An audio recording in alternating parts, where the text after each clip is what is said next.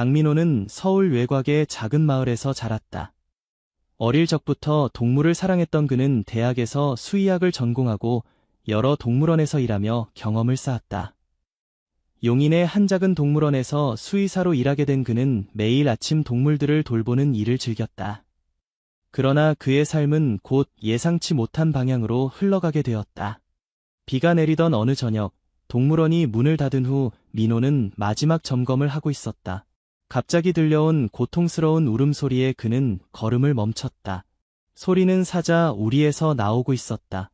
서둘러 우리로 향한 민호는 임신한 암사자 나라가 바닥에 누워 고통스러워하는 모습을 발견했다. 나라는 몇 주 전 다른 동물원에서 이곳으로 옮겨왔고 임신 중이라는 사실은 알고 있었지만 출산이 이렇게 빨리 진행될 줄은 아무도 예상하지 못했다. 안 돼. 너무 일러. 민호는 중얼거렸다. 그는 즉시 동물원장에게 전화를 걸었지만 연결되지 않았다. 다른 직원들도 이미 퇴근한 상태였다. 나라의 상태는 점점 악화되고 있었고 민호는 빠른 결정을 내려야 했다. 그는 수의학 교과서에서 배운 내용을 떠올렸다. 사자의 출산은 대부분 문제없이 진행되지만 나라의 경우는 분명히 무언가 잘못되고 있었다.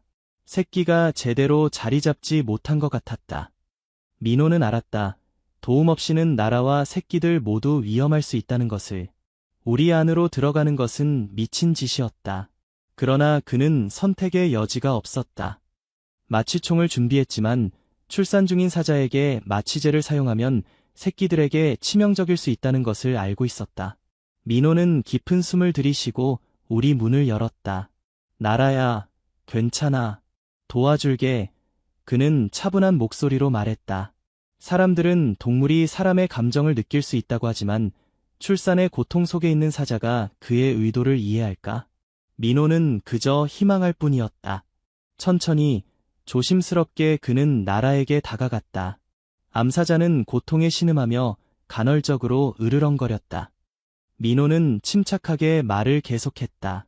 괜찮아, 널 도와주러 왔어. 그의 손에는 기본적인 의료 도구만 들려 있었다. 나라에게 가까이 다가갔을 때 그는 문제를 확인할 수 있었다. 첫 번째 새끼가 잘못된 자세로 나오려고 하고 있었다. 민호는 이제 행동해야 한다는 것을 알았다. 그는 장갑을 끼고 사자에게 더 가까이 다가갔다. 그 순간 나라가 고통으로 인해 갑자기 몸을 움직였고 그의 팔을 핥히었다. 날카로운 발톱이 그의 피부를 찢었고 따끔한 통증이 팔을 타고 올라왔다.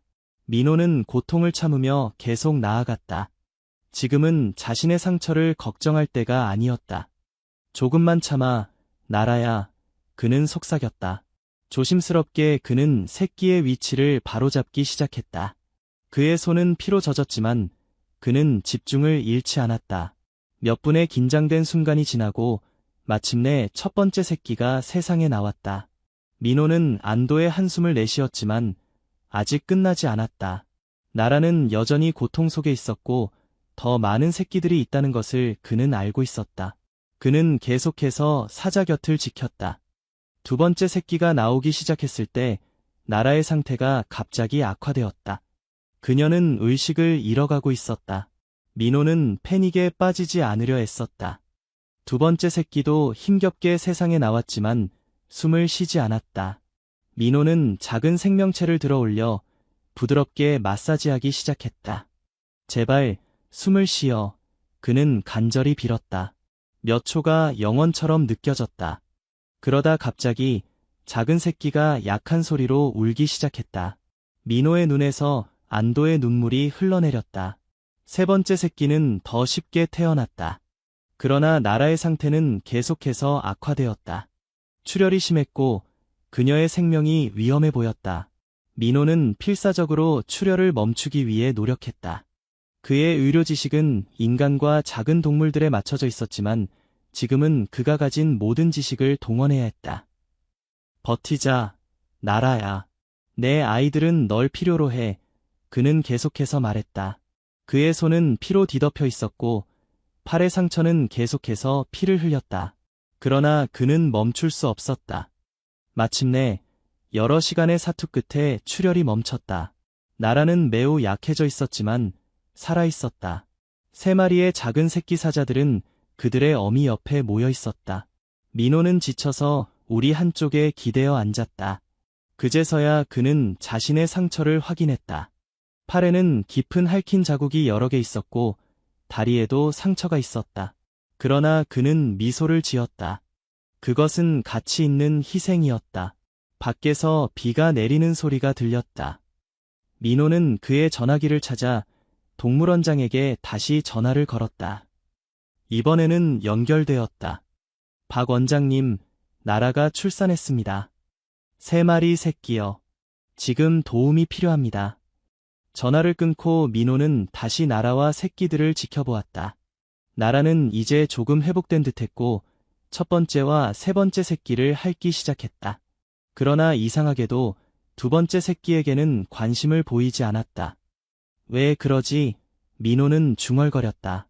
그는 조심스럽게 무시당하는 새끼에게 다가갔다. 이 작은 생명체는 다른 형제들보다 약해 보였고 어미의 보살핌 없이는 살아남기 어려울 것이다. 그는 조심스럽게 작은 새끼를 들어 올렸다. 놀랍게도 나라는 반응하지 않았다. 그녀는 다른 2 새끼에게만 집중하고 있었다. 민호는 결정을 내려야 했다. 그는 작은 새끼를 그의 재킷으로 감싸고 우리문 쪽으로 천천히 움직였다. 그때 놀라운 일이 일어났다. 나라가 갑자기 일어나 그를 향해 다가왔다. 민호의 심장은 거의 멈출 뻔했다. 그는 도망칠 수 없었고 이제 화가 난 어미 사자와 마주하게 되었다. 그러나 나라는 공격하지 않았다. 대신 그녀는 민호의 발치에 누워 그를 올려다보았다. 그녀의 눈에는 이상한 감정이 서려 있었다. 그것은 신뢰였을까? 민호는 혼란스러웠다. 나라는 새끼 중 하나를 버린 것처럼 보였지만 그에게 적대감을 보이지 않았다. 그는 천천히 쪼그려 앉아 작은 새끼를 나라 앞에 내려놓았다. 이건 내 아이야, 나라. 내가 돌봐야 해. 그는 부드럽게 말했다. 나라는 잠시 새끼를 쳐다보았다. 그러다 놀랍게도 그녀는 민호의 손을 핥기 시작했다. 그의 상처 위로 그녀의 거친 혀가 부드럽게 움직였다. 민호는 완전히 놀랐다.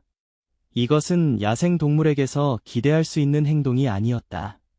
그때 동물원장인 박지훈과 몇몇 직원들이 급하게 우리로 들어왔다. 그들은 민호와 나라, 그리고 새끼들이 함께 있는 광경에 충격을 받았다. 민호야, 무슨 짓을 한 거야? 지훈이 놀라서 외쳤다. 빨리 거기서 나와. 그러나 민호는 움직이지 않았다. 괜찮아요, 원장님. 나라가 저를 받아들였어요. 지훈과 다른 직원들은 믿을 수 없다는 표정으로 그 광경을 지켜보았다. 고통스러운 출산을 도운 인간에게 야생사자가 감사를 표하는 것처럼 보였다. 믿을 수 없군, 지훈이 말했다. 30년 동안 동물원에서 일했지만 이런 건 처음 봐. 민호는 마침내 조심스럽게 일어나 우리를 빠져나왔다. 그는 지훈에게 상황을 설명했다.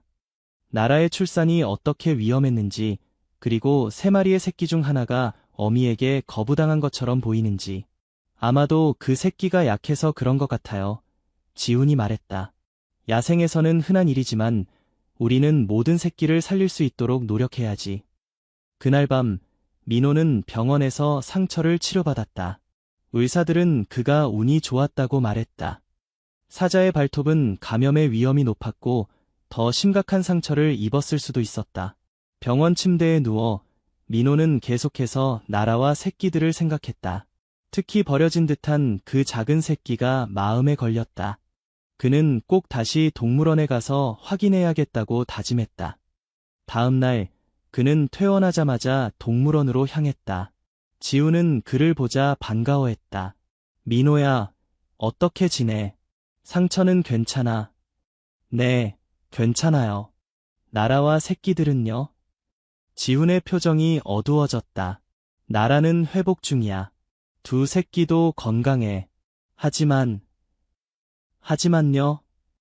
3번째 새끼는 계속해서 어미에게 거부당해. 우리가 인공수유를 시도하고 있지만 상태가 좋지 않아. 민호는 가슴이 무거워졌다. 그는 그 작은 생명체를 직접 보고 싶었다. 볼 수 있을까요? 지우는 민호를 동물원의 특별 보육실로 안내했다. 거기에는 작은 새끼 사자가 있었다. 그 작은 생명체는 열선 아래 담요 위에 누워 있었다. 너무 작고 약해 보였다. 수의사 선생님이 지속적으로 관찰하고 있지만 전망이 밝지 않아 지훈이 설명했다. 민호는 작은 사자에게 다가갔다.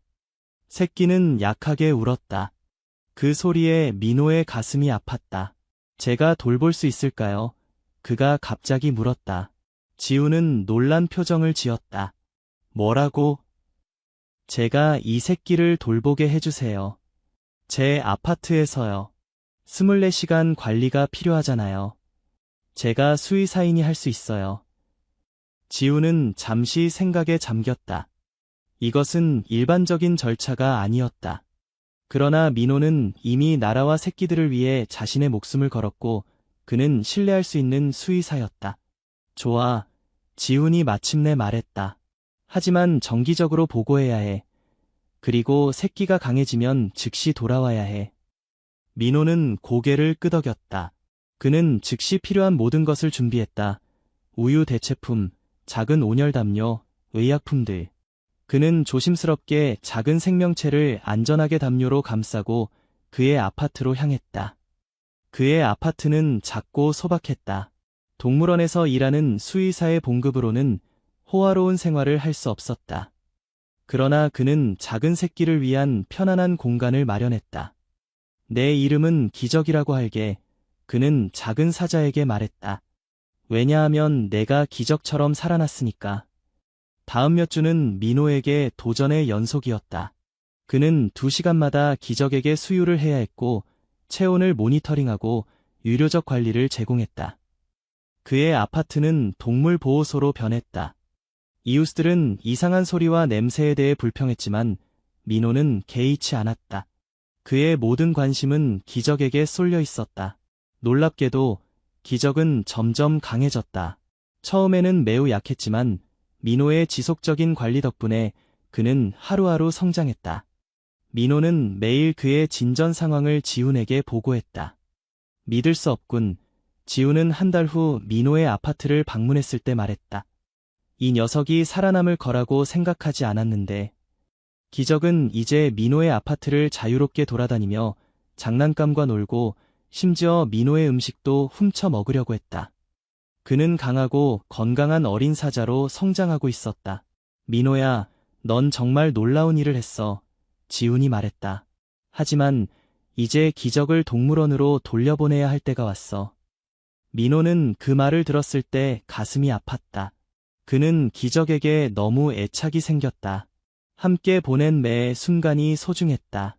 그러나 그는 기적이 자연의 세계에 속한다는 것을 알고 있었다. 알아요. 그는 한숨을 쉬며 말했다. 내일 데려갈게요. 그날 밤, 민호는 기적과 함께 마지막 밤을 보냈다. 그는 작은 사자에게 이야기를 들려주었다. 어떻게 그가 태어났는지, 어떻게 그들이 만났는지, 그리고 어떻게 기적이 그의 삶을 바꾸었는지. 넌 나에게 많은 것을 가르쳐줬어, 기적아. 그는 작은 사자의 귀에 속삭였다. 삶이 얼마나 소중한지, 포기하지 않는 것이 얼마나 중요한지. 다음 날 아침, 민호는 기적을 동물원으로 데려갔다. 지훈과 다른 직원들이 그들을 기다리고 있었다. 그들은 기적의 건강한 모습에 놀랐다.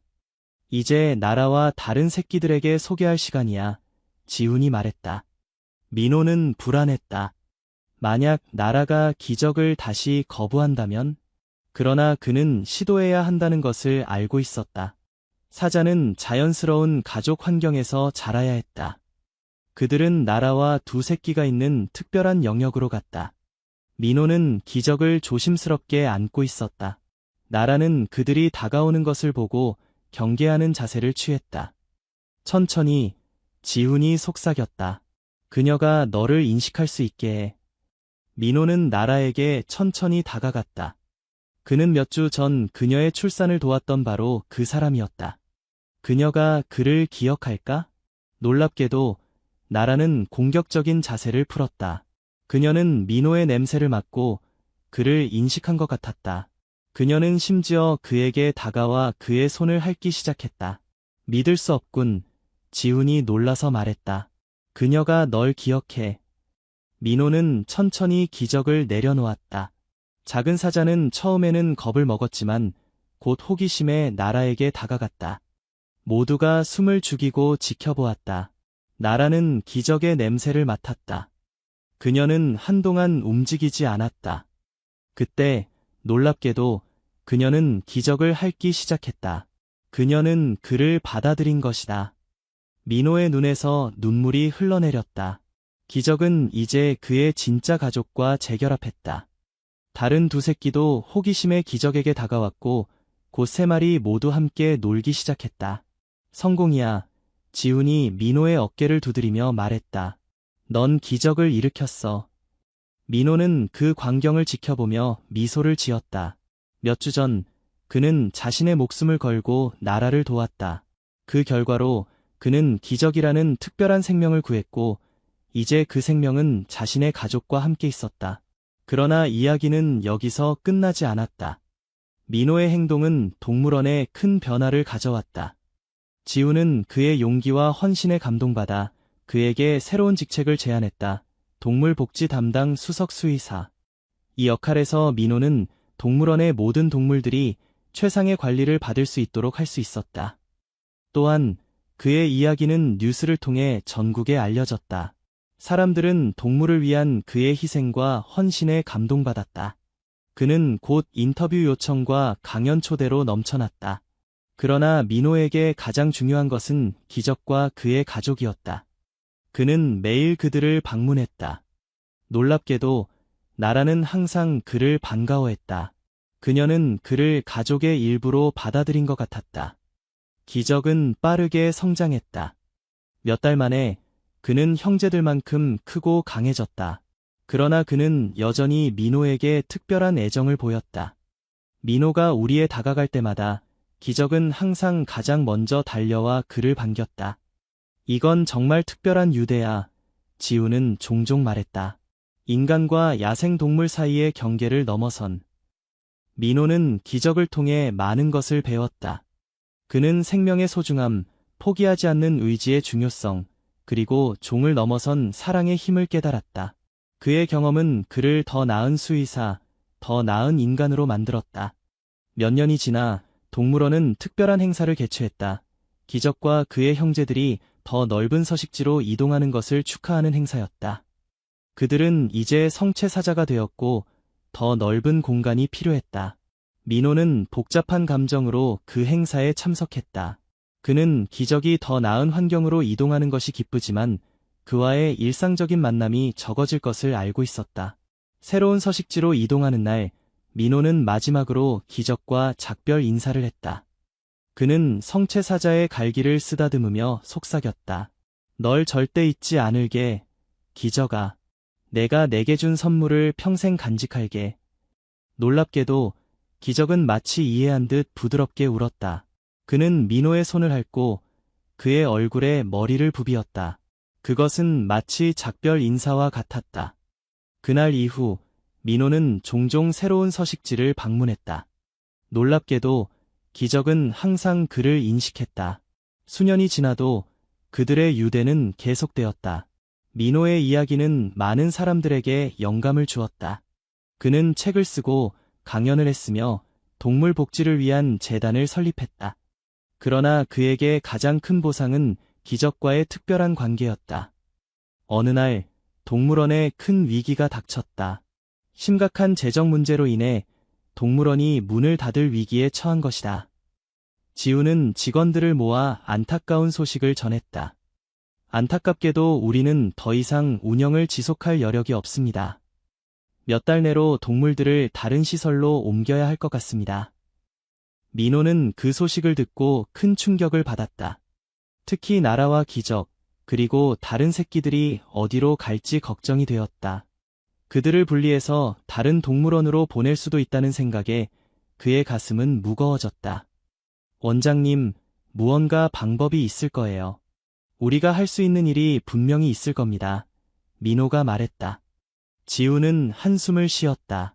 민호야, 난 모든 방법을 다 찾아봤어. 하지만 후원자들은 떠났고 방문객 수는 계속 줄어들고 있어. 마음이 아프지만 현실을 받아들여야 해. 그날 밤 민호는 잠을 이루지 못했다. 그는 동물원과 그곳의 모든 동물들, 특히 기적과 그의 가족을 어떻게 구할 수 있을지 고민했다. 그때 그에게 아이디어가 떠올랐다. 다음 날 아침 그는 지훈을 찾아갔다. 원장님, 제가 기적의 이야기를 책으로 출판하고 싶습니다. 그리고 그 수익금을 동물원에 기부하고 싶어요. 지훈은 놀란 표정을 지었다. 그게 가능할까? 책이 얼마나 팔릴지는 아무도 모르잖아. 단순한 책만이 아닙니다. 민호가 설명했다. 저는 기적의 이야기를 다큐멘터리로 만들어 보려고 합니다. 제가 아는 대학 친구가 방송국에서 일하는데 그에게 이야기해 봤어요. 그가 관심을 보였습니다. 지우는 잠시 생각에 잠겼다. 시도해 볼 만하겠군. 하지만 그것만으로 충분할까? 민호는 더 큰 계획을 가지고 있었다.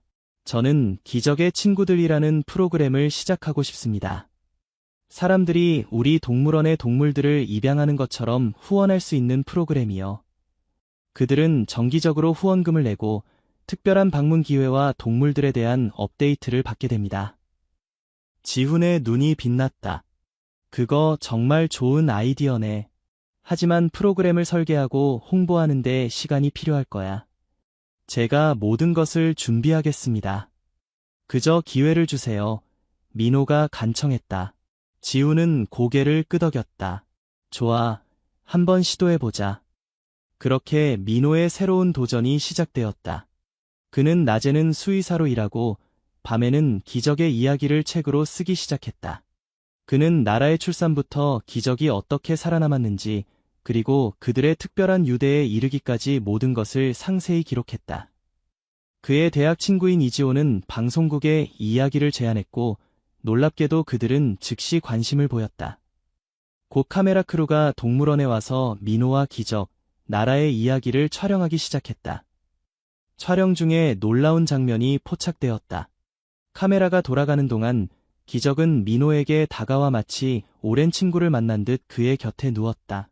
그리고 더 놀라운 것은 나라와 다른 두 사자도 조심스럽게 다가와 민호 주위에 모였다는 것이다. 그것은 마치 하나의 가족처럼 보였다.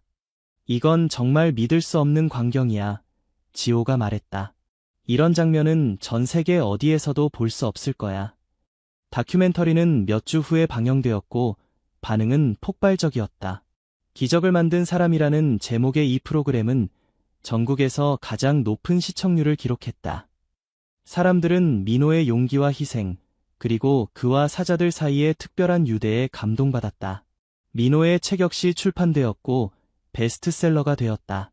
기적의 친구들 프로그램에는 예상을 훨씬 뛰어넘는 많은 사람들이 가입했다. 모든 수익금은 동물원으로 돌아갔고 몇 달 만에 동물원의 재정 상황은 완전히 바뀌었다. 민호야, 넌 정말로 기적을 만들었어. 지훈이 감격스러운 표정으로 말했다. 동물원을 구했을 뿐만 아니라 사람들에게 동물 보호의 중요성을 깨닫게 해주었어. 동물원은 이제 기적의 동물원이라는 새 이름으로 더 큰 성공을 거두고 있었다. 방문객 수는 3배로 늘었고 연구시설과 동물병원까지 확장되었다. 민호는 이제 동물원의 수석동물 복지 책임자가 되었고 그의 혁신적인 아이디어들은 다른 동물원들에게도 모범이 되었다.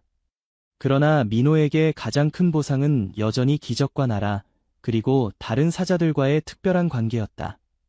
그는 매일 그들을 방문했고 그들은 항상 그를 가족처럼 반겼다. 몇 년이 더 지나 기적은 완전한 성체 수사자가 되었다. 그의 웅장한 갈기와 강인한 체격은 방문객들의 사랑을 받았다. 그러나 모두가 알다시피 그는 특별한 사자였다. 인간을 두려워하지 않고 오히려 그들에게 관심을 보였다. 특히 민호에게는 항상 특별한 애정을 표현했다.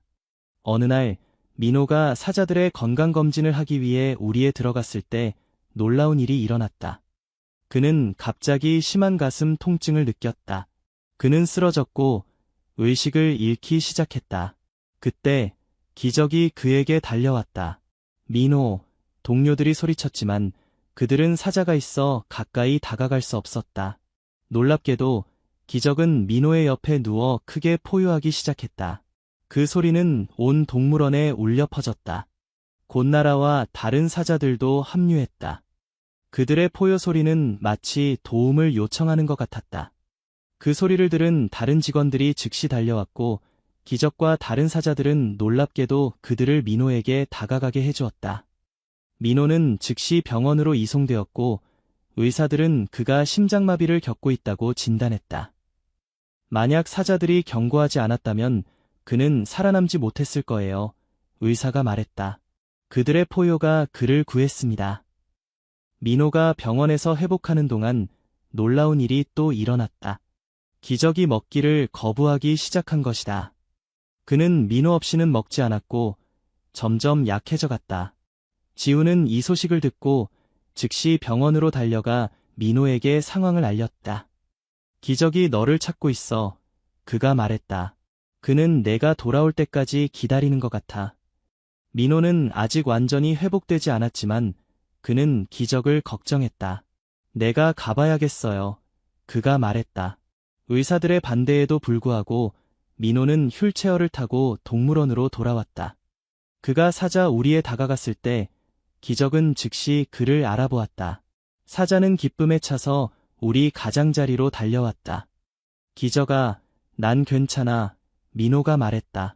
먹어야 해. 알겠지? 놀랍게도 마치 그의 말을 이해한 듯 기적은 바로 그날부터 다시 먹기 시작했다. 민호가 완전히 회복된 후 그는 동물원으로 돌아와 평소처럼 일을 계속했다. 그러나 이제 그와 기적의 이야기는 단순한 지역 뉴스가 아닌 전 세계적인 현상이 되었다. 학자들은 그들의 특별한 유대를 연구하기 위해 방문했고 다큐멘터리 제작자들은 그들의 이야기를 더 깊이 탐구하고자 했다. 민호는 이 모든 관심을 동물 보호와 복지에 대한 인식을 높이는 데 활용했다. 그는 강연을 통해 사람들에게 동물들이 얼마나 감정적이고 지능적인 존재인지를 알리고 그들을 보호하는 것의 중요성을 강조했다. 기적은 단순한 동물이 아닙니다. 그는 종종 말했다.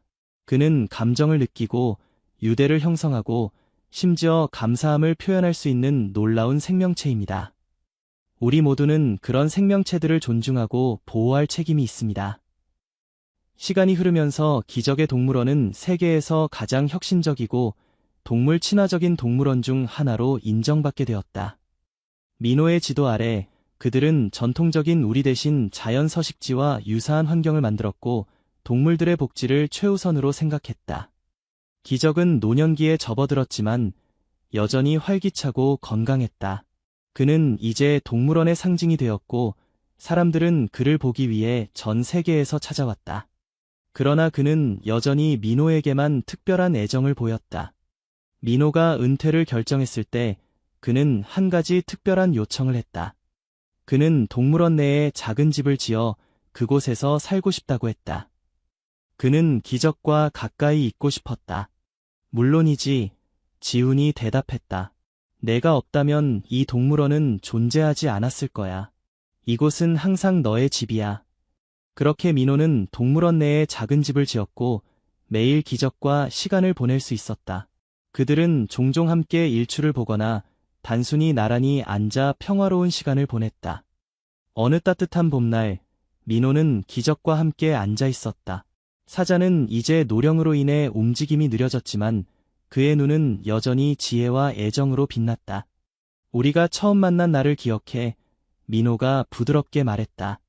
그날 밤 내가 나라를 도왔을 때 나는 내 인생이 영원히 바뀔 것이라고는 생각하지 못했어. 기적은 마치 이해한 듯 작게 울었다. 그는 민호의 손을 핥았다. 넌 내게 진정한 기적을 가져다 주었어. 민호가 계속했다. 난 혼자였어. 하지만 내가 내 삶에 들어오면서 난 새로운 의미와 목적을 찾았지. 너는 단순한 동물이 아니야. 기적아. 넌 내 가족이야. 기적은 민호의 무릎에 머리를 기대었다. 그들은 그렇게 한참을 앉아 있었다. 서로의 존재만으로도 충분히 행복했다. 몇 주 후, 기적은 평화롭게 잠든 채로 세상을 떠났다. 그는 사자로서는 매우 긴 수명을 누렸고 그의 마지막 순간까지 민호와 함께했다. 민호는 슬펐지만 동시에 감사했다. 그는 기적과 함께한 모든 순간을 소중히 여겼다. 동물원은 기적을 기리기 위해 특별한 기념비를 세웠다. 그것은 민호와 기적이 함께 앉아있는 모습을 한 조각상이었다. 비문에는 이렇게 쓰여 있었다. 종을 넘어선 우정의 증거, 기적과 강민호. 기적이 떠난 후에도 그의 유산은 계속되었다. 민호는 그의 이야기를 더 많은 사람들과 나누기 위해 세계 각지를 여행했다. 그의 메시지는 단순했다. 모든 생명체는 존중받을 가치가 있으며 진정한 유대는 종의 경계를 넘어설 수 있다. 여러 해가 지난 후 고령이 된 민호는 기적의 동물원에서 평화롭게 세상을 떠났다. 그가 세상을 떠나던 날 놀랍게도 동물원의 모든 사자들이 함께 포효했다. 그것은 마치 작별 인사와 같았다. 민호와 기적의 이야기는 계속해서 많은 사람들에게 영감을 주었다. 그들의 특별한 유대는 인간과 동물 사이에 얼마나 깊은 연결이 가능한지를 보여주는 살아있는 증거가 되었다. 동물원을 방문하는 모든 사람들은 민호와 기적의 조각상을 지나며 그 놀라운 이야기에 대해 듣게 된다. 한 남자가 어떻게 자신의 목숨을 걸고 암사자의 출산을 도왔는지, 그리고 그 행동이 어떻게 놀라운 우정과 사랑의 여정으로 이어졌는지에 대한 이야기. 민호의 이야기는 시간이 지나면서 전설이 되었다. 하지만 그의 진정한 유산은 단순한 이야기를 넘어 실질적인 변화를 가져왔다.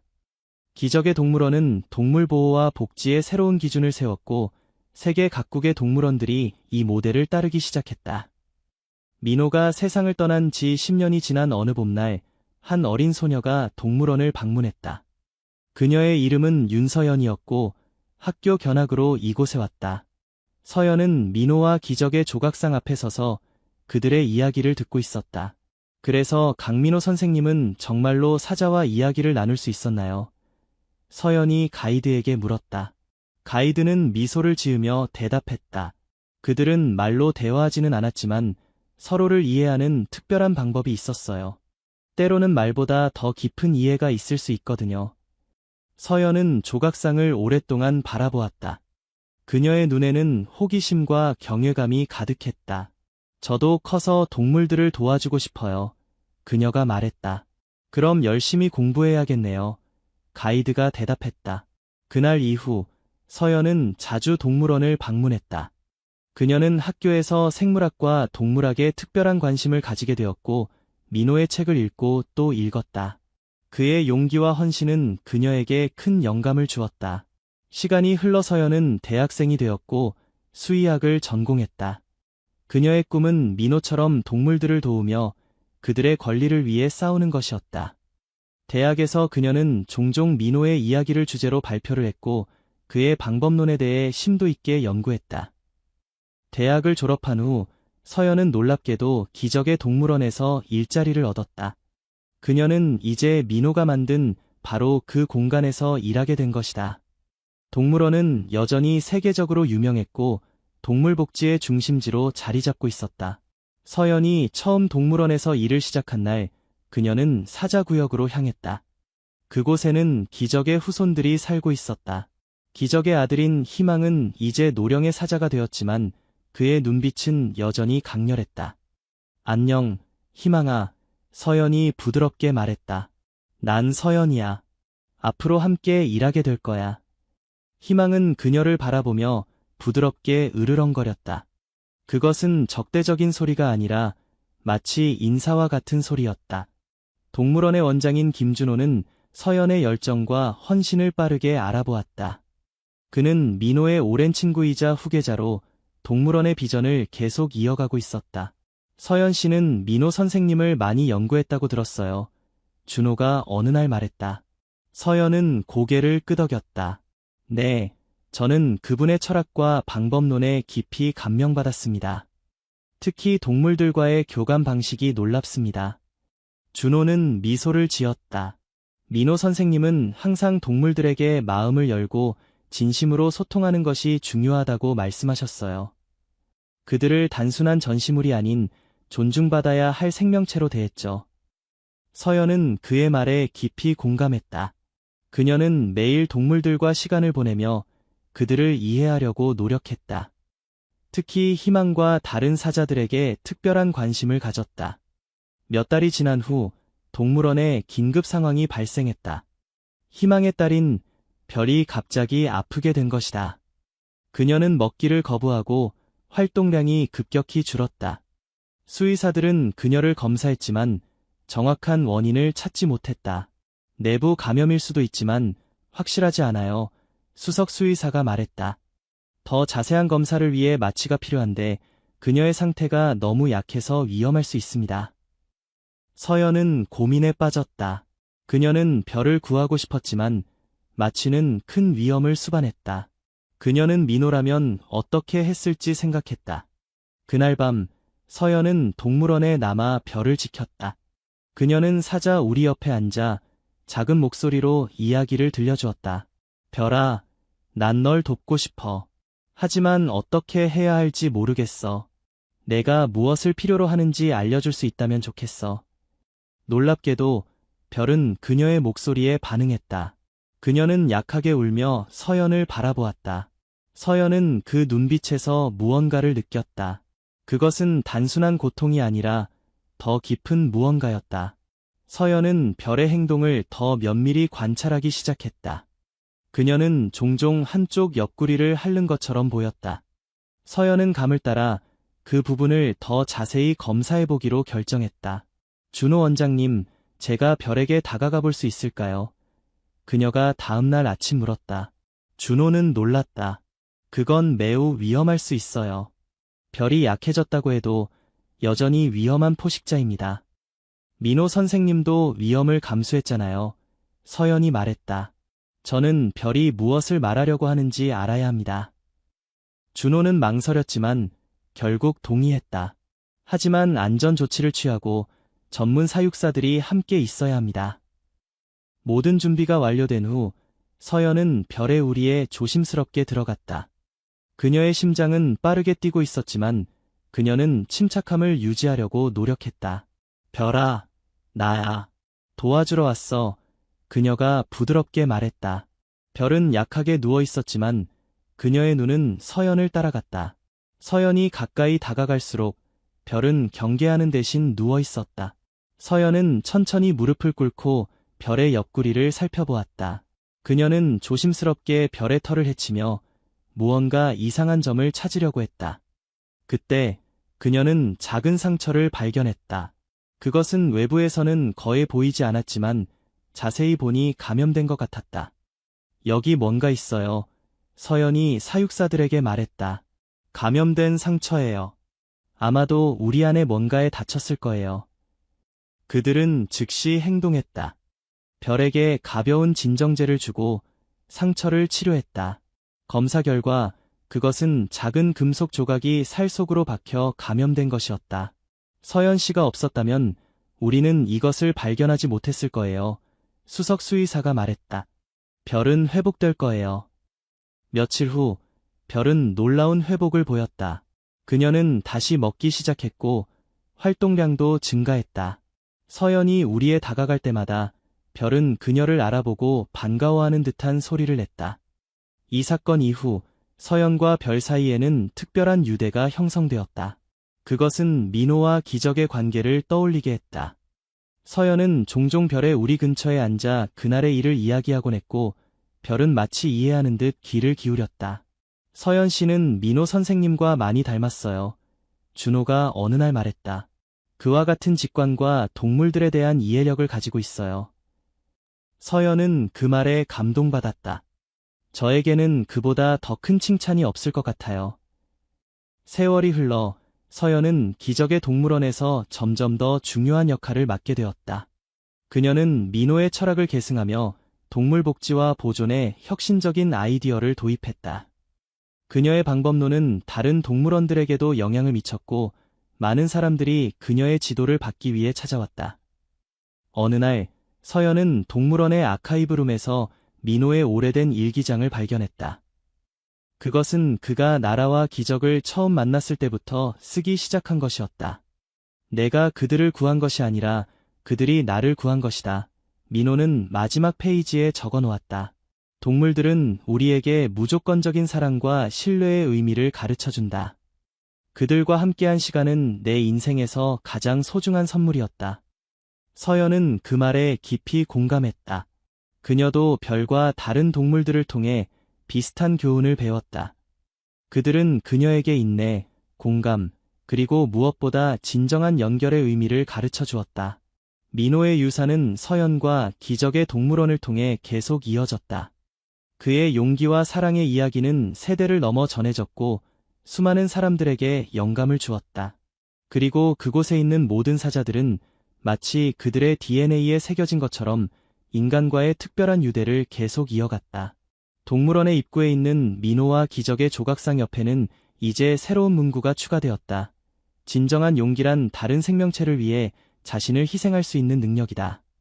그리고 진정한 사랑은 모든 경계를 넘어선다. 이야기는 계속해서 전해질 것이다. 한 남자가 어떻게 암사자의 출산을 도왔는지, 그리고 그 작은 행동이 어떻게 수많은 생명을 변화시켰는지에 대한 이야기. 그것은 인간과 동물 사이에 얼마나 깊은 연결이 가능한지를 보여주는 살아있는 증거가 되었고, 앞으로도 계속될 것이다. 서울의 외곽, 북한산 자락에 위치한 조용한 마을 숲길동은 도시의 번잡함에서 벗어나 작은 평화를 추구하는 이들이 모여 사는 곳이었다. 아파트와 주택이 뒤섞인 이 동네에서 강태주는 혼자서 조용한 삶을 살고 있었다. 35의 나이에 건축 설계사로 일하는 태주는 분주한 회사 생활에서 벗어나 집에 돌아오면 그저 고요한 시간을 즐기곤 했다. 그의 유일한 가족이라고는 3년 전 비 오는 날 우연히 발견한 검은 고양이 바미뿐이었다. 가을의 끝자락, 낙엽이 골목길을 뒤덮은 어느 저녁이었다. 태주는 평소보다 늦게 퇴근하고 집으로 돌아오는 길이었다. 머리 위로 어두운 구름이 몰려오고 있었고 간간히 바람이 불어 낙엽들이 춤을 추었다. 집에 도착한 태주는 평소처럼 현관문을 열며 바미를 불렀다. 밤아, 나왔어. 하지만 평소라면 현관에서 그를 반기던 바미의 모습은 보이지 않았다. 태주는 특별히 신경 쓰지 않았다. 바미는 종종 집 안 어딘가에서 깊은 잠에 빠져 있곤 했으니까. 그는 신발을 벗고 거실로 향했다. 밤아, 어디 있어? 저녁 먹을 시간이야. 여전히 대답은 없었다. 태주는 주방에서 바미의 사료를 그릇에 담은 뒤 방으로 향했다. 그의 방문을 열자마자 태주는 그 자리에 얼어붙었다. 침대 위에는 바미가 앉아 있었고 그 주변으로는 5마리의 작은 강아지들이 모여 있었다. 갓 태어난 듯한 강아지들은 눈도 제대로 뜨지 못한 채 작은 소리로 울고 있었다. 이게 대체? 태주는 믿을 수 없다는 듯 방 안으로 들어섰다. 바미는 그를 바라보더니 작게 야옹하고 울었다. 마치 왔니? 내가 데려온 아이들이야라고 말하는 것 같았다. 태주는 조심스럽게 침대로 다가갔다. 강아지들은 정말 작았다. 아마도 태어난 지 얼마 되지 않은 것 같았다. 그들은 서로에게 바짝붙어 따뜻함을 나누고 있었고 바미는 마치 어미처럼 그들을 지키고 있었다. 밤아, 이 아이들을 어디서 데려온 거야? 태주는 고양이의 머리를 쓰다듬으며 물었다. 물론 바미가 답을 할 리는 없었지만 그 상황이 너무 놀라워 자연스럽게 나온 질문이었다. 태준의 머릿속은 혼란스러웠다. 고양이가 강아지를 데려왔다고? 그것도 새끼 강아지들을. 도대체 어디서, 어떻게? 그는 천천히 강아지들을 살펴보았다. 모두 건강해 보였고 특별한 상처나 문제는 없어 보였다. 하지만 그들에게는 어미의 젖이 필요한 나이였다. 바미는 자신이 데려온 강아지들을 핥아주며 깨끗이 해주고 있었지만 그들을 먹일 수는 없었다. 태주는 즉시 스마트폰을 꺼내 검색을 시작했다. 새끼 강아지 인공 수유 방법, 강아지 우유 만드는 법. 그는 급하게 정보를 찾았다. 그리고 근처 24시간 동물병원 번호를 찾아 전화를 걸었다. 안녕하세요. 강아지 관련해서 상담 좀 받을 수 있을까요? 제 고양이가 새끼 강아지들을 데려왔는데. 네, 맞아요. 고양이가 강아지를요. 전화 너머로 수의사는 잠시 놀란 듯했지만 곧 태준에게 필요한 정보를 알려주었다. 태준은 당장 필요한 것들을 메모했다. 강아지용 분유, 작은 젖병, 따뜻한 담요. 그런데 이 강아지들은 분명 주인이 있을 텐데요. 수의사가 말했다. 아마 근처 어딘가에서 바미가 데려온 것 같습니다. 내일 오전에 병원으로 데려오시면 확인해 드릴게요.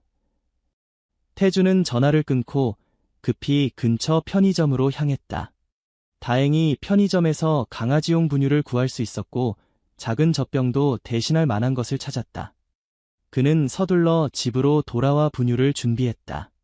첫 번째 강아지에게 조심스럽게 젖병을 물렸을 때 태준의 마음은 이상하게도 따뜻해졌다. 작은 생명체가 열심히 젖병을 빨며 우유를 마시는 모습은 신기하고 감동적이었다.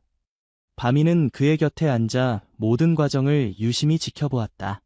바마, 넌 정말 특이한 고양이구나. 그날 밤, 태준은 거의 잠을 이루지 못했다. 2시간마다 일어나 강아지들에게 우유를 먹이고 그들의 상태를 확인해야 했다. 바미는 계속해서 강아지들 곁을 지키며 그들을 핥아주고 따뜻하게 해주었다. 새벽녘, 태준은 잠시 깜빡 졸다가 일어났다. 그는 놀라운 광경을 목격했다. 바미가 강아지들을 자신의 배 밑으로 끌어당겨 품고 있었던 것이다. 고양이의 체온으로 강아지들을 따뜻하게 해주고 있었다. 태준은 그 모습을 보며 생각했다. 고양이와 강아지는 천적 관계라고 하는데 바미는 왜 이런 행동을 하는 걸까? 아침이 밝아오자 태준은 동네 커뮤니티 앱을 열었다. 그는 새끼 강아지를 잃어버린 사람이 있는지 확인하고 싶었다. 그리고 예상대로 이미 몇 개의 게시물이 올라와 있었다. 새끼 강아지 3마리를 잃어버렸습니다. 어제 저녁 우리 진돗개가 출산한 새끼들인데 잠시 자리를 비운 사이에 사라졌어요. 목격자 있으신가요? 말티즈 새끼 2마리를 찾습니다. 우리 집 마당에서 놀고 있었는데 갑자기 사라졌어요. 태준은 즉시 2 게시물에 댓글을 남겼다. 안녕하세요. 혹시 제가 새끼 강아지들을 발견했습니다. 어제 저녁에 제 고양이가 데려온 것 같아요. 현재 5마리가 있습니다. 확인 가능하실까요? 얼마 지나지 않아 2 집에서 모두 연락이 왔다. 그들은 모두 놀란 목소리였다. 정말요? 고양이가 강아지를 데려왔다고요? 네, 믿기 힘들지만 사실입니다. 제 고양이가 어떻게 5마리나 되는 강아지를 데려올 수 있었는지 저도 이해가 안 됩니다만.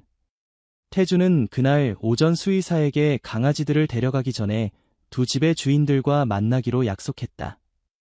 첫 번째로 도착한 것은 진돗개의 주인인 김주연 씨였다. 30 초반의 젊은 여성이었다. 정말 감사합니다. 어제부터 마을 전체를 뒤지고 있었어요. 주연 씨는 현관에 들어서며 말했다. 어떻게 고양이가?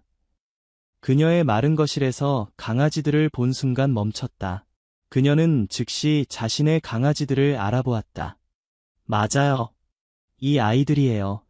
주연 씨는 기쁨의 찬목소리로 외쳤다. 그러나 그녀가 강아지들에게 다가가자 바미가 갑자기 앞을 가로막았다. 바미는 등을 굽히고 경계하는 자세를 취하며 낮은 소리로 울었다. 바마, 괜찮아. 이 아이들의 진짜 주인이야. 태준이 말했지만 바미는 물러서지 않았다. 주연 씨는 놀란 표정으로 물러섰다.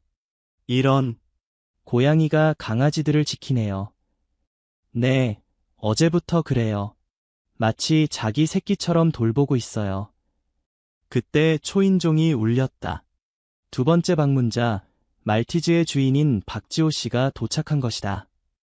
40 중반의 남성인 지호 씨도 자신의 강아지들을 즉시 알아보았다. 맞아요.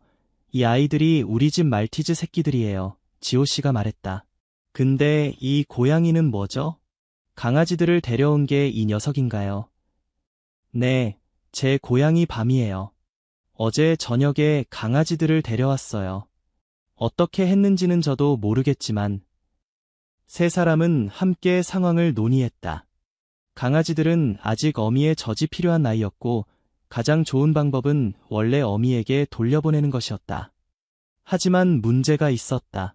바미가 강아지들을 매우 보호하고 있었고 좀처럼 포기하려 하지 않았다. 이상하네요. 주연 씨가 말했다. 보통 고양이와 강아지는 잘 어울리지 않잖아요. 특히 고양이가 강아지를 이렇게 보호하다니. 태준도 고개를 끄덕였다. 저도 이해가 안 돼요. 바미는 평소에 다른 동물에게 특별한 관심을 보이지 않았거든요. 그때 지호 씨가 문득 말했다. 혹시 이 고양이 최근에 새끼를 낳지 않았나요? 태준은 잠시 생각했다. 바미는 암컷이었지만 중성화 수술을 받은 상태였다. 적어도 태준이 데려왔을 때는 그랬다. 아니요, 바미는 중성화 수술을 받았어요. 적어도 제가 데려왔을 때는요. 지호 씨는 고개를 저었다. 그래도 한번 확인해보는 게 좋을 것 같아요. 가끔 수술 전에 임신한 경우도 있거든요.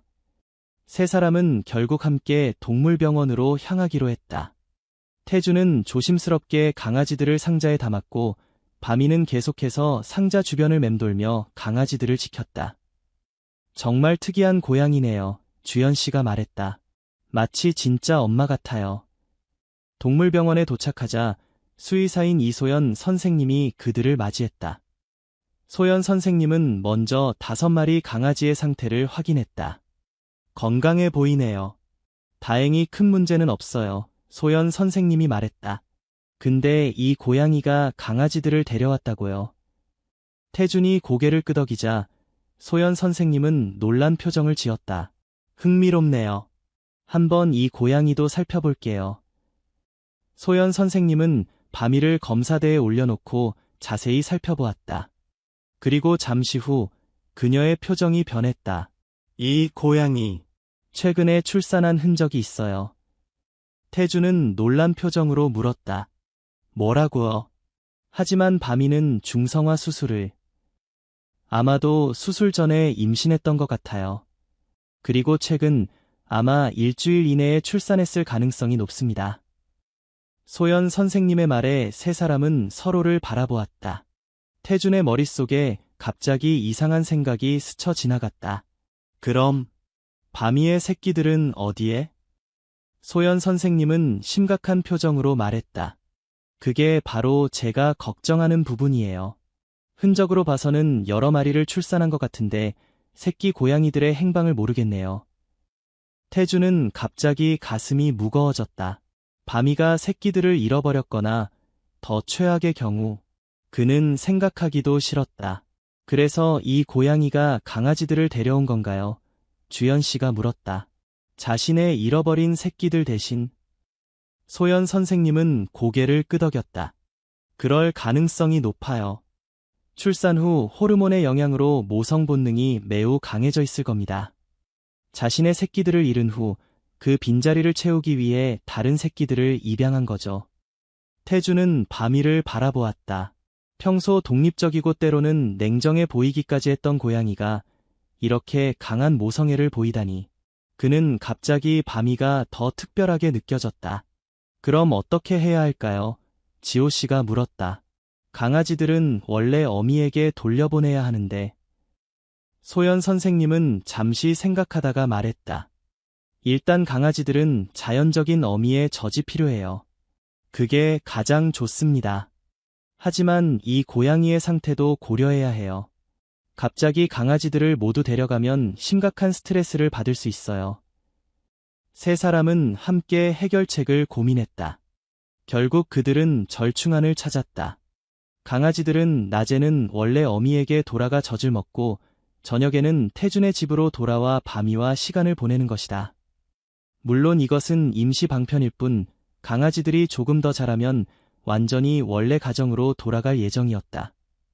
정말 특이한 상황이네요. 주연 씨가 말했다. 하지만 이렇게라도 해결책을 찾아서 다행이에요. 태주는 고개를 끄덕였다. 그는 바미가 어떤 상황에서 새끼들을 잃었는지 그리고 그 슬픔을 어떻게 견디고 있는지 생각하니 마음이 아팠다. 하지만 동시에 그런 상황에서도 다른 생명을 돌보려는 바미의 모습이 감동적이었다. 집으로 돌아오는 길, 태주는 바미를 품에 안고 속삭였다. 바마, 내가 무슨 일을 겪었는지 모르지만 앞으로는 내가 널 더 잘 돌볼게. 그리고 내가 그 아이들을 돌보고 싶다면 나도 함께 할게. 바미는 작게 울며 태준의 손을 핥았다. 그 순간 태준은 이전보다 더 바미와 가까워진 느낌이 들었다. 그리고 이것이 새로운 이야기의 시작임을 그는 알지 못했다. 태준과 바미, 그리고 5마리 강아지의 특별한 동거 생활이 시작되었다. 처음에는 어색했지만 점차 모두가 이 독특한 상황에 적응해갔다. 주연 씨와 지호 씨는 매일 아침 강아지들을 데려가 어미에게 젖을 먹인 후 저녁에 다시 태준의 집으로 데려왔다. 바미는 강아지들이 돌아올 때마다 반갑게 맞이했고 밤새도록 그들을 보살폈다. 이 특별한 이야기는 곧 동네에 소문이 퍼졌다. 강아지를 돌보는 고양이는 마을의 화제가 되었고 많은 사람들이 이 독특한 가족을 보기 위해 태준의 집을 방문하기도 했다. 하지만 태준은 여전히 바미의 진짜 새끼들이 어디에 있는지, 그들에게 무슨 일이 일어났는지 알지 못했다. 그는 바미가 새끼를 낳은 장소를 찾아보기로 결심했다. 바마, 내 아이들은 어디 있니? 태준은 바미의 털을 쓰다듬으며 물었다. 물론 고양이가 대답을 할 리는 없었지만 그는 어떻게든 단서를 찾고 싶었다. 그날 저녁, 태준은 바미의 행동을 유심히 관찰했다. 강아지들이 잠든 후 바미는 종종 창문가에 앉아 밖을 바라보았다. 그녀의 눈빛에는 어딘가 슬픔이 깃들어 있는 것 같았다. 다음 날 아침, 태준은 주연 씨에게 부탁했다. 오늘은 강아지들을 좀 더 오래 데려가 주실 수 있을까요? 제가 바미가 새끼를 낳았을 만한 장소를 찾아보려고 합니다. 주연 씨는 흔쾌히 동의했다. 물론이죠. 사실 저도 궁금했어요. 어떻게 고양이가 그렇게 많은 강아지를 데려올 수 있었는지. 강아지들이 떠난 후 태준은 의도적으로 현관문을 열어두었다. 그리고 바미를 자유롭게 나갈 수 있게 했다. 그의 예상대로 바미는 잠시 망설이다가 집을 나섰다. 태준은 조용히 그녀를 따라갔다. 바미는 익숙한 듯 동네 골목길을 따라 걸었다. 때로는 뒤를 돌아보며 태준이 따라오는지 확인하기도 했다. 마치 그에게 무언가를 보여주고 싶어하는 것 같았다. 약 10분 정도 걸은 후 바미는 한 폐가 앞에서 멈춰섰다. 오래된 한옥 스타일의 집으로 대문은 반쯤 열려 있었고 잡초가 무성하게 자라나 있었다. 바미는 망설임 없이 대문 틈으로 몸을 숨겼다. 태준은 조심스럽게 대문을 열고 안으로 들어갔다. 폐가의 마당은 생각보다 넓었고 한때는 아름다운 정원이었을 법한 흔적이 남아있었다. 바미는 마당 한쪽 구석, 오래된 창고 같은 건물로 향했다. 태준은 천천히 바미를 따라갔다. 창고 안은 어두웠지만 구석에 작은 상자가 놓여있는 것이 보였다. 바미는 그 상자 앞에서 멈춰서서 작게 울었다. 태준은 조심스럽게 다가가 상자를 살펴보았다. 그 안에는 작은 천 조각들이 있었고 분명 누군가가 포근한 보금자리를 만들려고 했던 흔적이 있었다. 그러나 더 중요한 것은 상자 주변에 흩어져 있는 작은 흰 털뭉치들이었다. 이게... 태준은 천천히 무릎을 꿇고 상자 안을 더 자세히 살폈다. 그리고 그는 작은 발자국들을 발견했다. 너무 작아서 확실하지는 않았지만 고양이의 발자국 같았다. 그때 바미가 다시 울었다. 이번에는 더 슬프고 절박한 소리였다. 태준은 가슴이 아팠다. 이곳이 바미가 새끼를 낳은 곳임이 분명했다. 그리고 지금은 텅 비어 있었다. 태준은 주변을 더 살펴보았다. 창고 안에는 다른 동물의 흔적도 있었다. 개 발자국 같은 것들이 흙바닥에 남아 있었고 일부는 바미의 상자 주변까지 이어져 있었다. 혹시 야생 개들이? 태준은 생각만 해도 끔찍했다. 이 주변에는 가끔 야생 개들이 출몰한다는 이야기를 들은 적이 있었다. 그는 바미를 조심스럽게 안아 올렸다. 바마, 정말 미안해. 내가 이런 일을 겪었다니. 바미는 계속해서 상자를 바라보며 울었다. 태준은 마음이 무거워졌다. 바미가 새끼들을 이곳에 두고 사냥을 나갔다가 돌아왔을 때 이미 늦었던 것일까? 아니면 새끼들이 아직 어딘가에 살아있는 것일까? 태주는 더 살펴보기로 했다. 그는 창고 주변과 폐가 전체를 꼼꼼히 살폈다. 그러나 더 이상의 단서는 찾을 수 없었다. 다만 한 가지 확실한 것은 바미가 이곳에서 새끼들을 낳았고 무언가 불행한 일이 일어났다는 것이다. 폐가를 나오면서 태주는 주변을 한 번 더 둘러보았다. 그때 그의 시선에 무언가가 걸렸다. 담벼락 너머로 보이는 집, 그곳에서 한 노인이 마당을 쓸고 있었다. 태주는 혹시 그 노인이 무언가 알고 있을지도 모른다는 생각에 다가갔다. 안녕하세요, 저기. 태준이 말을 건넸다. 노인은 빗자루질을 멈추고 태준을 바라보았다. 이른이 넘어 보이는 그의 얼굴은 주름이 깊게 패여 있었지만 눈빛은 또렷했다. 이 근처에 사시나 봐요. 태준이 물었다. 노인은 고개를 끄덕였다. 30년 넘게 살았네. 자네는 처음 보는 얼굴인데. 네, 저는 저쪽 아파트에 사는 강태준이라고 합니다. 혹시... 태준은 잠시 망설이다가 품에 안고 있는 바미를 보여주며 물었다. 이 고양이 보신 적 있으세요? 노인은 바미를 자세히 보더니 눈을 크게 떴다. 아, 그 검은 고양이. 몇 주 전에 저 폐가에서 자주 보였지. 임신한 것 같더니 얼마 전에는 새끼들을 낳았던 것 같기도 하고. 태준의 심장이 빨라졌다. 그럼 혹시 그 새끼들을 보신 적이 있으세요? 노인은 잠시 생각하더니 고개를 저었다. 직접 본 적은 없네. 하지만 전에 그 고양이가 먹이를 물고 폐가로 들어가는 걸 본 적은 있지. 아마 새끼들 먹이려고 그랬을 거야. 그러면 혹시 며칠 전에 이상한 소리 같은 건 들으신 적 없으세요? 개 짖는 소리라든가. 노인의 표정이 갑자기 변했다.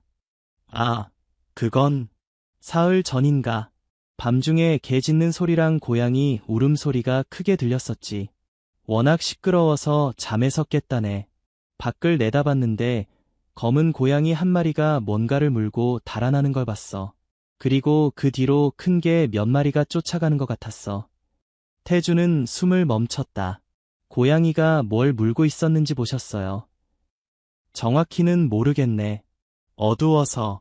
하지만 작은 거였어. 아마도 새끼 고양이였을까요? 태준이 물었다. 노인은 고개를 끄덕였다. 그랬을 수도 있지.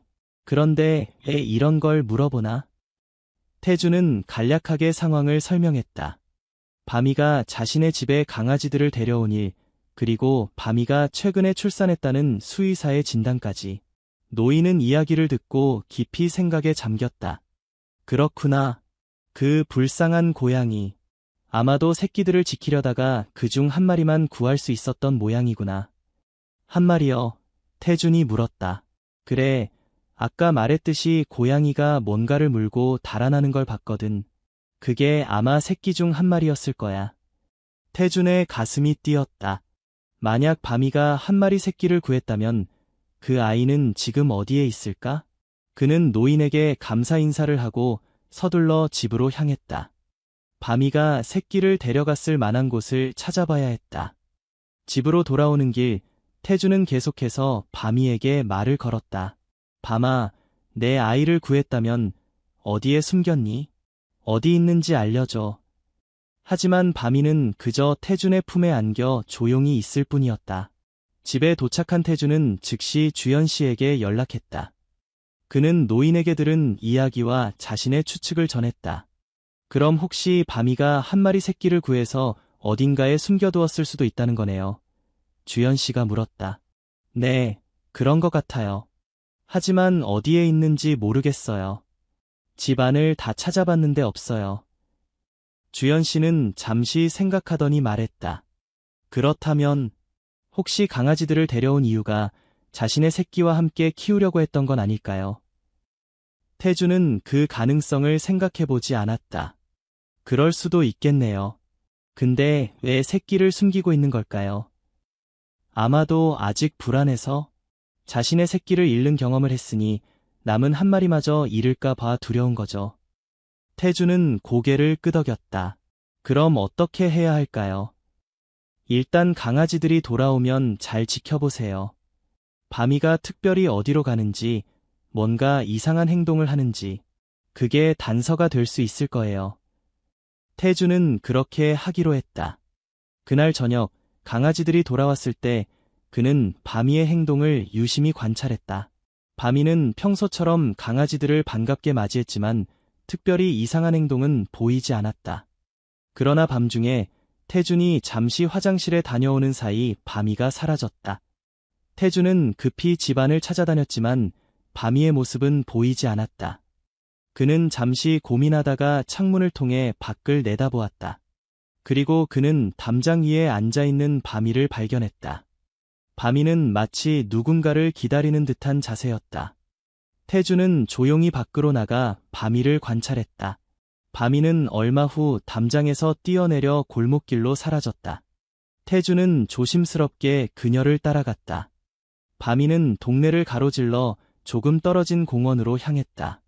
공원은 한밤중이라 텅 비어 있었고 가로등 불빛만이 어둠을 밝히고 있었다. 밤이는 주위를 경계하듯 살피다가 공원 한쪽에 있는 오래된 놀이기구 밑으로 들어갔다. 태주는 숨을 죽이고 다가갔다. 그리고 놀이기구 밑을 들여다보자 그는 놀라운 광경을 목격했다. 작은 골판지 상자 안에 흰색과 검은색이 섞인 작은 새끼 고양이가 웅크리고 있었다. 밤이는 그 새끼에게 다가가 핥아주기 시작했다. 이런. 태주는 가슴이 뭉클해졌다. 밤이가 정말로 한 마리 새끼를 구했던 것이다. 그리고 지금까지 이곳에 숨겨두고 있었다. 태주는 조심스럽게 다가갔다. 밤아. 밤이는 갑자기 몸을 굽히고 방어적인 자세를 취했다. 그녀의 눈은 경계심으로 가득했다. 괜찮아, 밤아. 나야. 태주는 부드러운 목소리로 말했다. 아이를 해치지 않을게. 도와주고 싶어. 밤이는 여전히 경계하는 눈빛이었지만 조금씩 경계를 풀었다. 태주는 천천히 무릎을 꿇고 상자 안을 들여다보았다. 새끼 고양이는 정말 작았다. 아마도 태어난 지 2주 정도 된 것 같았다. 눈은 겨우 떠 있었고 작은 몸은 떨고 있었다. 이렇게 밖에 두면 위험해. 밤아. 태준이 말했다. 집에 데려가자. 따뜻하게 해줄게. 밤이는 태준을 바라보다가 마치 이해한 듯 새끼 고양이를 입에 물었다. 태준은 밤이가 새끼를 나르는 모습을 보며 따라갔다. 그들은 함께 집으로 돌아왔다. 집에 돌아온 태준은 즉시 따뜻한 담요와 우유를 준비했다. 밤이는 새끼 고양이를 거실 한편에 내려놓았고 태준은 조심스럽게 담요로 감싸주었다. 이 아이가 내 새끼구나. 태준이 말했다. 정말 용감했어, 밤아. 이 아이를 구하다니. 밤이는 마치 이해한 듯 작게 울었다. 그리고 곧 강아지들이 있는 방으로 향했다. 태준은 놀라움을 금치 못했다. 밤이는 새끼 고양이를 입에 물고 강아지들 사이로 데려갔다. 그리고 새끼를 강아지들 사이에 내려놓았다. 밤아, 그게.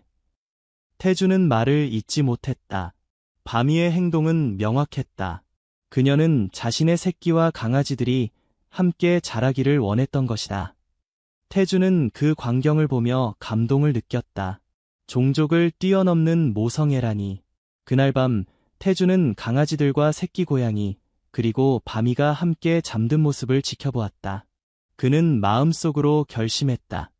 어떻게 해서든 이 특별한 가족을 지켜주겠다고.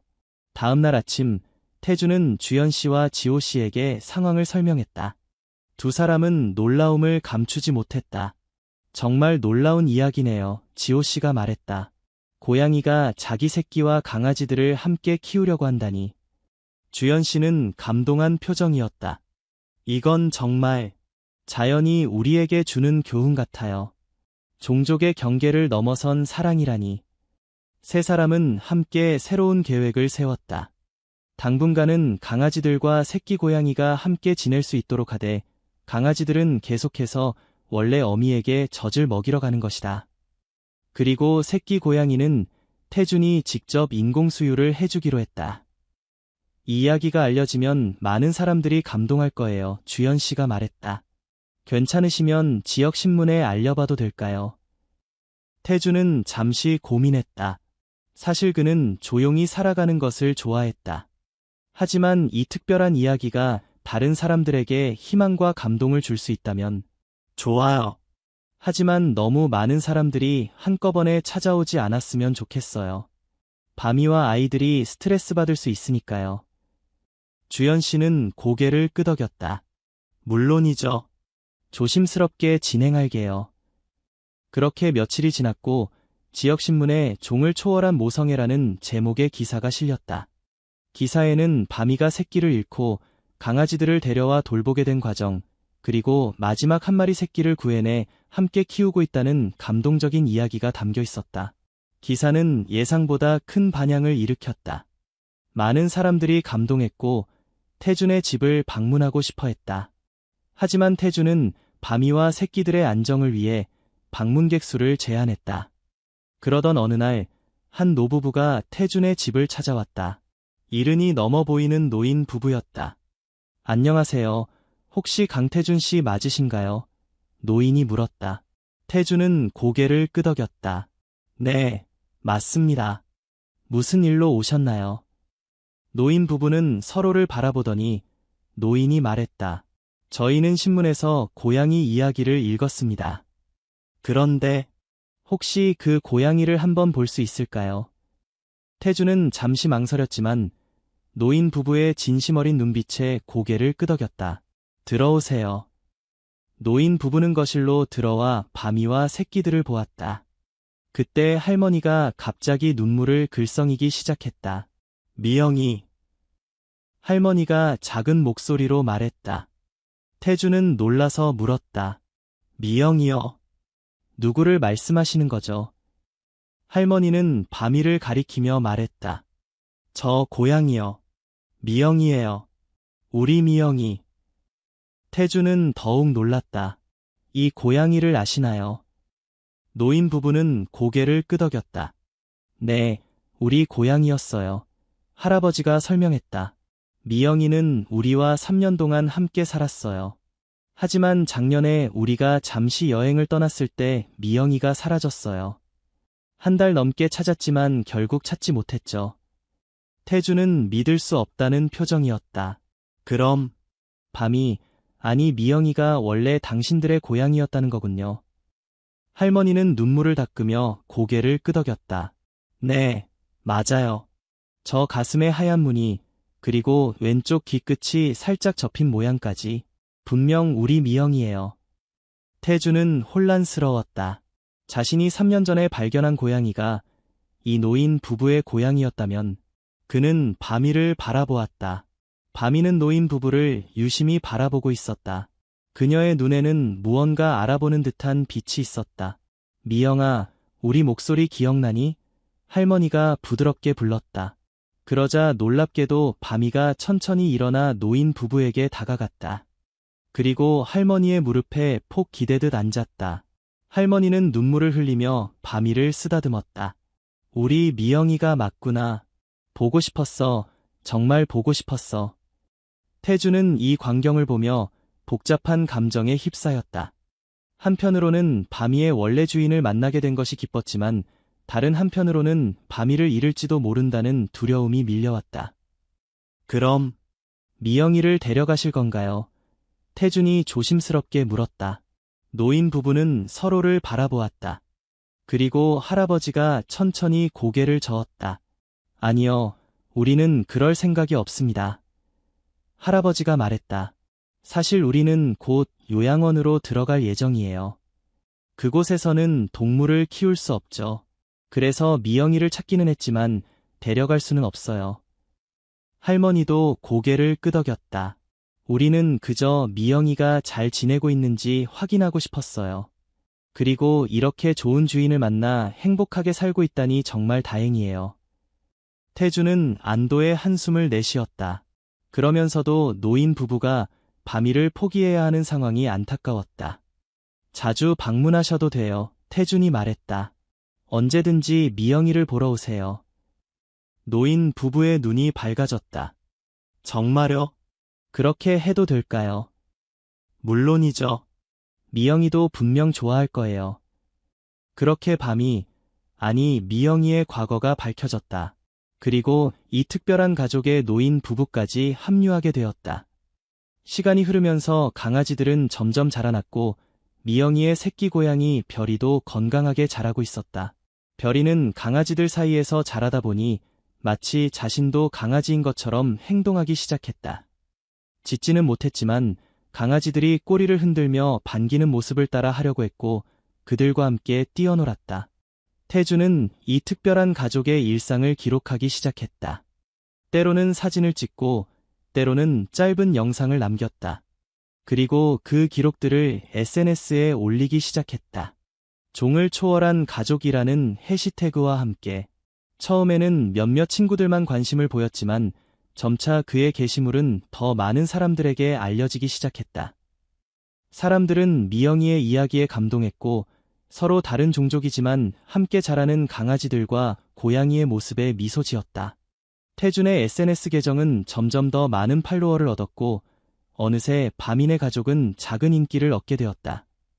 지역 방송국에서도 연락이 왔고 태준은 조심스럽게 인터뷰에 응했다.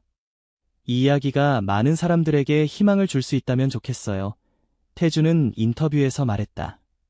종족의 경계를 넘어선 사랑이 가능하다는 걸 보여주니까요. 방송이 나간 후 바민의 가족은 전국적으로 유명해졌다. 많은 사람들이 태준의 SNS를 팔로우했고 심지어 해외에서도 관심을 보이기 시작했다. 하지만 인기에 따른 부담도 있었다. 태준은 평소 조용한 삶을 살아왔기 때문에 갑작스러운 주목이 부담스러웠다. 그러나 그는 이 이야기가 많은 사람들에게 긍정적인 영향을 준다는 사실을 알고 있었다. 태준 씨, 이 이야기가 동물 보호에 관한 인식을 높이는 데 큰 도움이 되고 있어요. 한 동물 보호 단체의 대표가 연락해왔다. 혹시 우리 단체의 홍보대사로 활동해 주실 수 있을까요? 태준은 잠시 고민했지만 곧 수락했다. 이 기회를 통해 더 많은 동물들을 도울 수 있다면 그것도 의미 있는 일이라고 생각했다. 그러던 어느 날 태준은 놀라운 제안을 받았다. 한 출판사에서 바민의 가족 이야기를 책으로 출간하고 싶다는 것이었다. 여러분에게 영감을 줄 수 있는 아름다운 이야기입니다. 출판사 편집장이 말했다. 아이들에게도 좋은 교훈이 될 거예요. 태준은 기쁜 마음으로 수락했다. 그는 미영이와 강아지들, 그리고 별이의 이야기를 처음부터 끝까지 정리했다. 그리고 그의 이야기는 마침내 서로 다른 가족, 하나의 사랑이라는 제목의 책으로 출간되었다. 책은 예상 이상으로 큰 성공을 거두었다. 많은 사람들이 미영이의 모성애와 종을 초월한 사랑 이야기에 감동했다. 그리고 태준의 삶도 완전히 달라졌다. 그는 이제 단순한 건축 설계사가 아니라 바민의 가족의 보호자로 더 많이 알려지게 되었다. 강아지들은 점점 더 자라났고 이제는 원래 가정으로 완전히 돌아가야 할 시간이 다가왔다. 태준은 걱정했다. 미영이가 강아지들과 헤어질 때 어떤 반응을 보일지 염려되었다.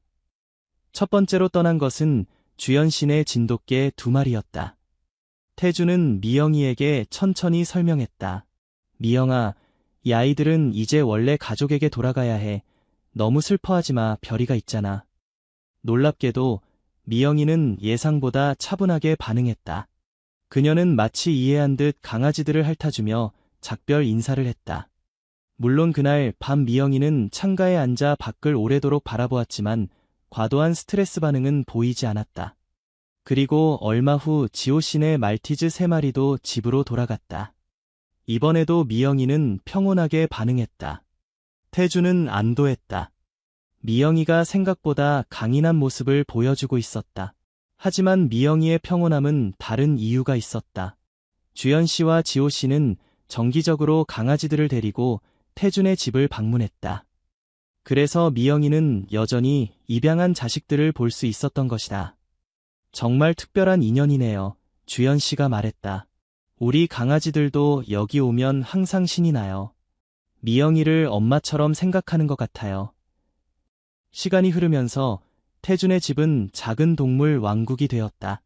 별이는 건강한 성묘로 자라났고 주연 씨와 지호 씨네 강아지들은 정기적으로 방문했다.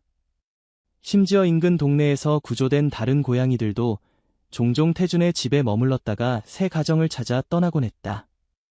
태준은 어느새 작은 규모의 동물 보호소를 운영하는 셈이 되었다. 그는 자신의 건축 설계 일을 줄이고 대신 동물 보호와 관련된 일에 더 많은 시간을 투자하기 시작했다. 처음에는 우연이었어요. 태준은 후에 인터뷰에서 말했다. 한 마리 고양이를 집에 데려온 것이 제 인생을 완전히 바꿔놓을 줄 누가 알았겠어요.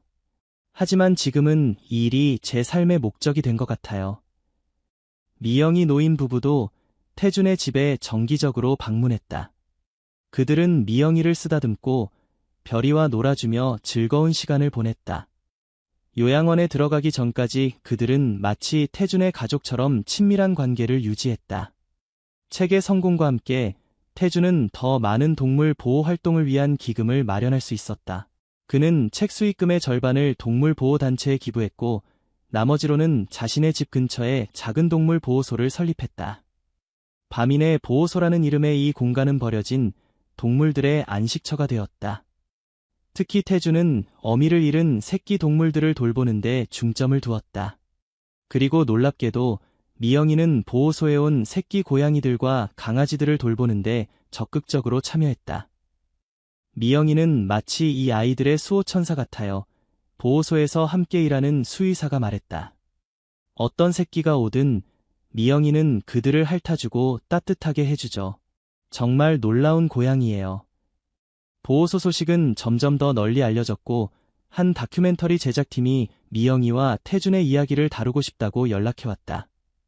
태준은 고민 끝에 수락했다.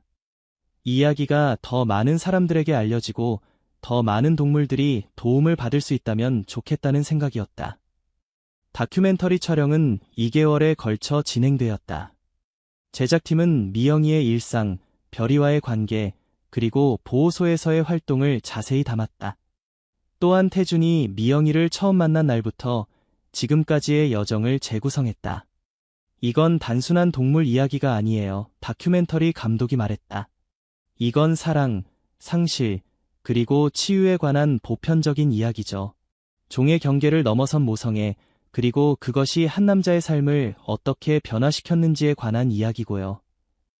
다큐멘터리 미영이의 기적은 국내의 여러 영화제에서 상영되었고 높은 평가를 받았다. 그리고 그것은 더 많은 사람들이 동물 보호에 관심을 갖게 하는 계기가 되었다. 태준의 삶은 완전히 달라졌다. 그는 이제 전업으로 동물 보호 활동가가 되었고 여러 강연과 교육 프로그램을 통해 동물 보호의 중요성을 알리는 데 힘썼다. 제 인생에서 가장 큰 변화는 미영이를 만난 것이에요. 태준은 종종 말했다. 그 우연한 만남이 없었다면 저는 지금도 그저 평범한 직장인으로 살고 있었을 거예요. 하지만 미영이 덕분에 저는 제 진정한 목적을 찾았어요. 시간은 계속 흘렀고 미영이는 점점 나이가 들어갔다. 별이는 어엿한 성묘가 되어 때로는 미영이를 도와 보호소의 새끼들을 돌보기도 했다. 태준은 미영이가 건강하게 오래 살기를 바랐지만 고양이의 수명은 한정되어 있다는 것을 알고 있었다. 미영이가 12살이 되던 해 그녀의 건강이 급격히 나빠지기 시작했다. 수의사는 신장 질환이라고 진단했고 최선의 치료를 제공했지만 상태는 점점 악화되었다.